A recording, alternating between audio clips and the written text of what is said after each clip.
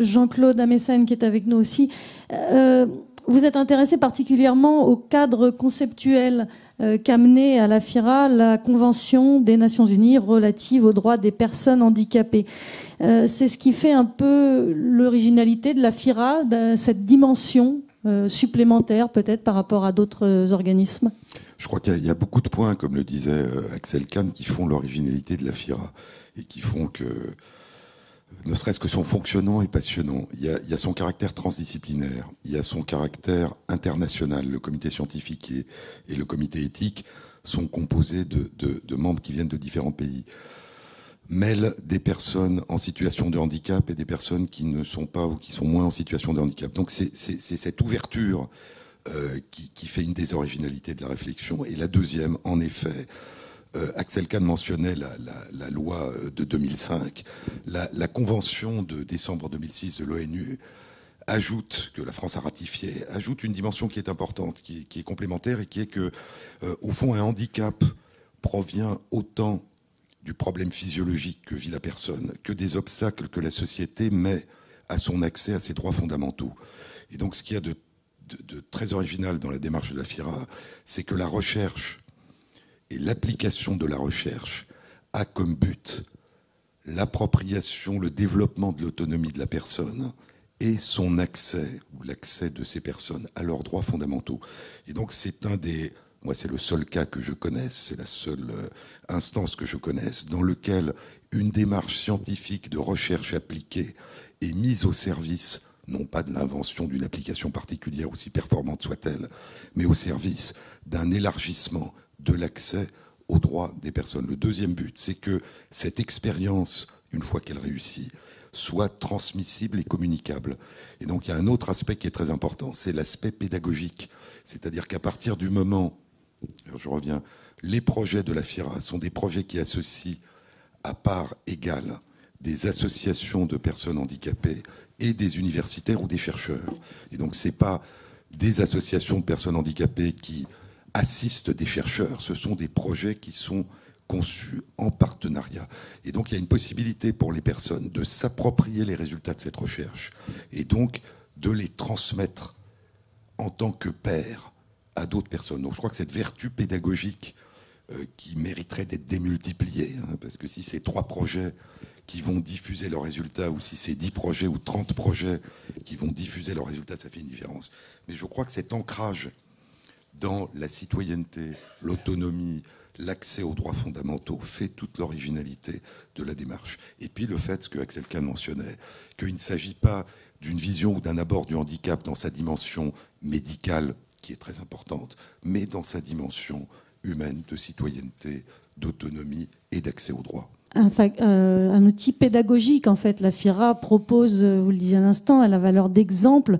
C'est le cas de tous les projets. Vous voudriez vraiment que ça serve d'exemple à d'autres et pour de la recherche et à d'autres organismes ? Si vous voulez, chaque fois qu'un verrou saute, chaque fois qu'un seuil est franchi dans l'accès aux droits, dans l'exercice de l'autonomie, eh bien, ça veut dire que, à partir d'un exemple local où cette recherche a réussi, ça doit pouvoir diffuser. Et ça doit pouvoir diffuser dans le monde. Mais j'ai toujours pensé et Axel Kahn aussi, que cette ouverture sur le monde pouvait bénéficier aussi en retour à notre pays.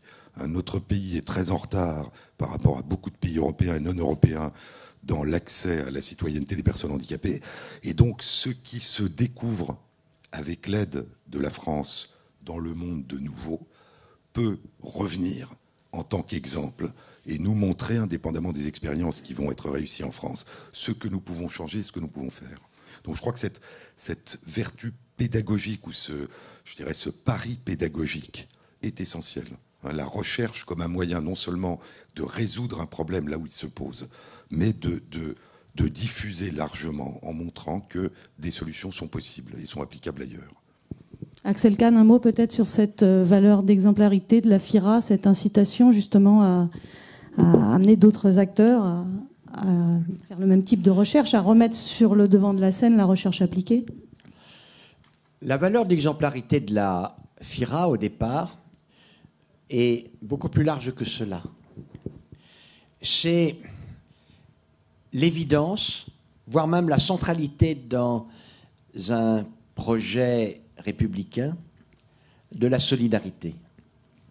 C'est l'idée que rien ne sert en réalité, et on ne pourrait pas généralement parvenir à justifier la politique d'un développement économique important d'une nation qui s'en est donné les moyens, si parallèlement elle ne s'était pas donné également les moyens d'utiliser une partie des possibilités financières et techniques ainsi dégagées pour aider ceux de ses citoyens qui en ont le plus besoin. C'est-à-dire que ce qui motive au départ la FIRA, c'est vraiment une conception républicaine solidaire. La République solidaire s'exprime de différentes manières, évidemment. Nous avons choisi, et c'est une forme d'exemple, nous avons choisi de l'appliquer à cette forme particulière de difficulté que rencontrent nos sœurs et nos frères qui vivent avec un handicap que l'on n'a pas pu faire disparaître par les différentes méthodes. Évidemment, il y a bien d'autres causes de fragilité que le handicap. Mais ce que nous faisons pour cette fragilité-là, qui est importante, vous le savez, elle concerne une partie importante de nos concitoyennes et de nos concitoyens. Je pense que ça a vraiment une forme d'exemplarité. Je ne vais pas dire que nous sommes satisfaits de ce que nous faisons. Ce serait manquer d'humilité. Nous sommes aussi humbles. Mais nous avons tout de même une certaine fierté, ou plutôt, nous aurons une certaine fierté si nous parvenons à être efficaces. Car on n'est pas fier de nos bons sentiments. On ne sera fier que de l'efficacité des actions telles qu'elles sont motivées par nos bons sentiments. Et je pense d'ailleurs on le verra au cours de cette rencontre, qu'il y a déjà effectivement de bonnes raisons d'être fiers, puisque certains des projets sont déjà très avancés, voire aboutis, et on y reviendra tout à l'heure. Merci à tous les deux.